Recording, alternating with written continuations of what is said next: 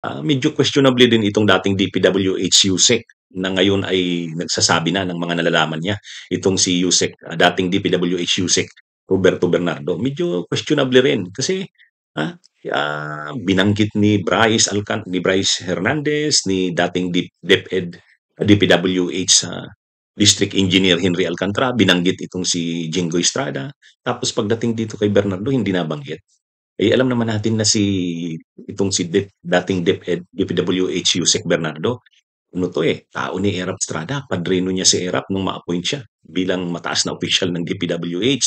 Nang sumumpa siya kay Mark Villar bilang Yusek ng DPWH, nandun pa sa tabi niya si Erap, nakatayo bilang witness at padrino niya.